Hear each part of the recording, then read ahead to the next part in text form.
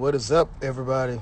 So we have a video here of squatting, and here's a video that I was looking at. A friend that moved away sent me a video, and I was looking at it, and this is one of the things that I always wanted to point out.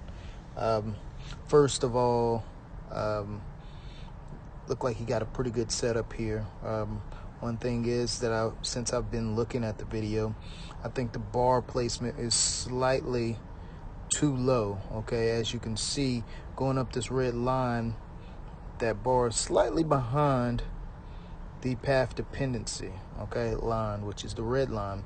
Okay, but the number one thing, okay, that I really wanted to point out in this video is the pelvis. Okay, now watch the first movement. Okay, you see that first movement when most people get ready to squat and they don't even know. Okay, so actually this is his setup here, right there. That's his setup. So the bar is behind that path dependency line.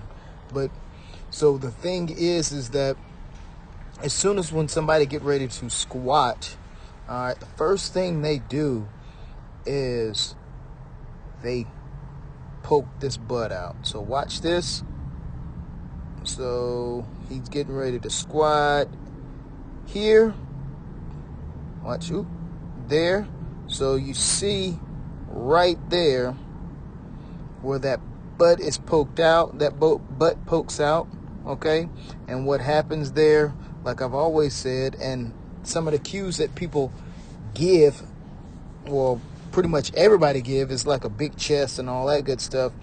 But this is just what's been happening natural now, because everybody's just so posterior chain dominant. This here elongates, okay? So you have a crest in the chest and abdomen area, okay? And once that happens and you go down and the bar is slightly behind, the scapula, which it looks good now. So the bar is here directly on this path dependency line.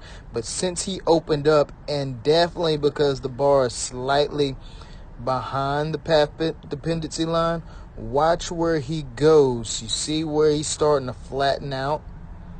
Okay, he's starting to flatten out right there, where he's leaning forward.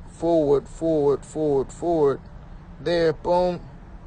Okay, now with that being said, this is the balance that he have created for himself right there. Okay, and then he's gonna come up and get back over the true path dependency line. Okay, so the things that actually got him on this squat, and I'm gonna rewind is watch the hips go back, boom.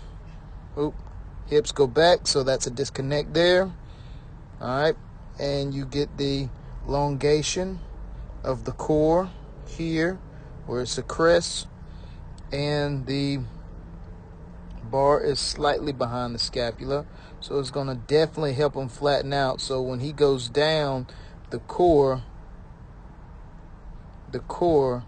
is going to crunch over, double over, and then flatten you out. And you see the movement of the bar, boom. All right, it's all the way in front of the toes. Okay, so that's something that we want to watch out for. Okay, so that's something that I always wanted to show. So he's continuing with the squats, and it's the same movement, okay, for all 3 reps. Okay, boom, and having a hinge back to come up. Okay, so that's something that I always wanted to show.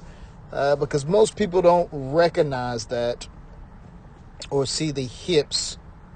They think they keep the hips in the right spot, but they always break that core by poking the butt out and then squatting. A lot of people think that that's a good thing, but it is not. So hope y'all got a little something out of this.